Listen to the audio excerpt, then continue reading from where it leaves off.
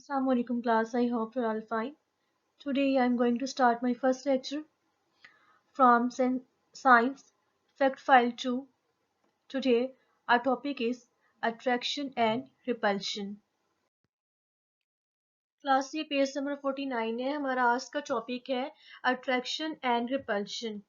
Attraction या repulsion के बारे में पढ़ने से पहले you should know about the magnets and magnetism. इसके बारे में भी आप लोगों को पता होना चाहिए क्योंकि इस टॉपिक का जो ताल्लुक है वो मैग्नेट से है। मैग्नेट क्या होता है? मकनातीस होता है। अच्छा, टॉपिक है हमारा attraction and repulsion.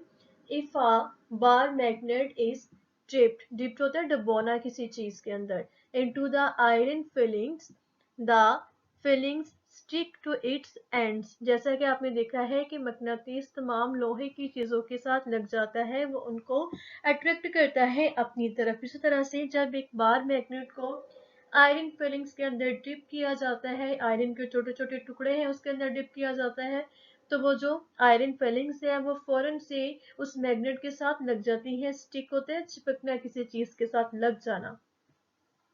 The magnetic forces seem to come from 2 points. These are called the poles of the magnet. वो कहता है ऐसा लगता है कि मैग्नेटिक फोर्सेस क्या होते हैं? ये जो मैग्नेट है, मैंने जैसे आपको बताया है कि हर चीज को अट्रैक्ट करता है, तो हमें ये फील होता है कि जो दोनों एंड्स हैं इसके, और वो इसको ज्यादा अट्रैक्ट करते हैं आयरन फिलिंग्स को। तो वो कहता है magnetic forces seem to come from the 2 points.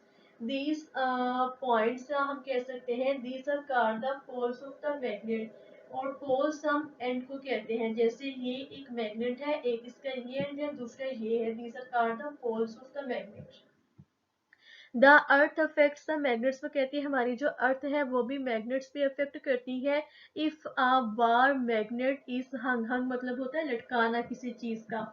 From a thread, वो कहता है अगर एक बार मैग्नेट को थ्रेड से लटका दिया जाता है, it eventually settles to a point, वो एक पॉइंट पे जाके सेटल हो जाएगा, रुक जाएगा। रफली नॉर्थ टू द साउथ, वो नॉर्थ और साउथ की तरफ होगा। जैसे आप देखिए कि एक बार मैग्नेट है, इस पर्सन ने इसको थ्रेड के साथ लटकाया हुआ है, हैंग किया हुआ है उसने इसी, और इसका जो एक पॉइंट है वो नॉर्थ की तरफ है, जो दूसरा है वो साउथ की तरफ है। जो नॉर्थ की तरफ है इसे हम नॉर्थ सीकिंग कहेंगे, जो साउथ की तरफ है इसे हम साउथ सीकिंग कहेंगे। The end of the magnet which points to the north is called north seeking pole, उसे हम north seeking pole कहते हैं, और N stands for north है। The other end is the south seeking pole or the south, और जो S है S stands for south है। S का मतलब south और N का मतलब है north। इसके नीचे लिखा है a suspended bar magnet will point roughly north to south। Next है if two magnets are brought together.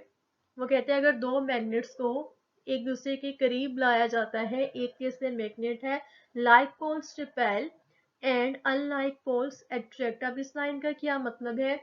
जिस तरह से ये एक मैग्नेट है हमारे पास, इस तरह का एक और मैग्नेट होगा, और लाइक पोल्स का मतलब है इसका ये जो साउथ वाला पोल है और दूसरे मैग्नेट का जो साउथ वाला पोल है वो एक दूसरे को रिपेल करेंगे, और इसका जो नॉर्थ वाला पोल है और एक दूसरे मैग्नेट का नॉर्थ पोल भी एक दूसरे को रिपेल करेंगे ना, यानी जो एक जैसे पोल से है वो रिपेल करते हैं। रिपेल करने का मतलब है कि दूर हटाना किसी चीज को, वो दूर हो जाएंगे, उनमें अट्रैक्शन नहीं होगी। और जो अनलाइक पोल से वो अट्रैक्ट करते हैं, वो कह रहा है कि एक मैग्नेट का जो एस पोल है और जो दूसरा मैग्नेट है उसका जो एन वाला पोल होगा वो एक दूसरे को अट्रैक्ट करेंगे, तो एस और एन पोल जो है एक दूसरे के साथ लग जाएंगे, वो अटैच हो जाएंगे। नेक्स्ट वो कह रहे हैं the closer the magnets are. वो कहते हैं मैग्नेट्स जितनी ज्यादा एक दूसरे के क्लोज होंगे, the greater the force between them, उनके दरमियान जो फोर्स है उतनी ही ज्यादा होगी। सिंपल सी बात है, हमने मैग्नेट्स के बारे में पढ़ा है। मैग्नेट्स जो है वो आयरन फिलिंग्स को अट्रैक्ट करते हैं, तो जैसे ही किसी बार मैग्नेट को आयरन फिलिंग में डिप किया जाता है उसके साथ स्टिक हो जाती है। फिर हम लोगों ने एक एक्सपेरिमेंट किया कि किस तरह से हमें पता चलता है कि ये एक बार मैग्नेट का नॉर्थ पोल है और जो दूसरा है वो साउथ है। हमने एक बार मैग्नेट को थ्रेड के साथ हैंग कर दिया, फिर हमने देखा कि जो एक एंड है वो नॉर्थ की तरफ है, जो दूसरा था वो साउथ की तरफ था। जो नॉर्थ की तरफ है उसे हमने बोल दिया नॉर्थ सीकिंग पोल, और एंड पोल जो साउथ की तरफ था उसे हम लोगों ने कह दिया साउथ सीकिंग और एस पोल का नाम दे दिया। फिर हम लोगों ने ये देखा कि जो एक जैसे पोल है वो एक दूसरे को रिपेल करते हैं, जो अनलाइक पोल्स है वो एक दूसरे को अट्रैक्ट करते हैं। Okay, class, question number 5 is here. Why are the poles of a magnet called N and S? वो कहता है मैग्नेट्स के जो पोल्स को N और S क्यों कहा जाता है?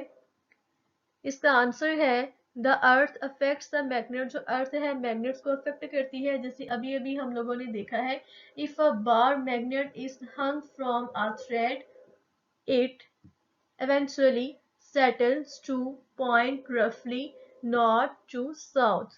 The end of the magnet which points to the north is called a north-seeking pole, or and the other end is called south-seeking or S। इस क्वेश्चन को आपने ऐसे ही लर्न करना है और आपने इसे राइट भी कर लेना है। Okay class, your home task is here.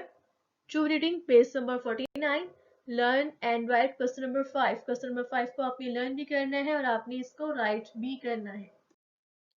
Thank you, Allah Hafiz.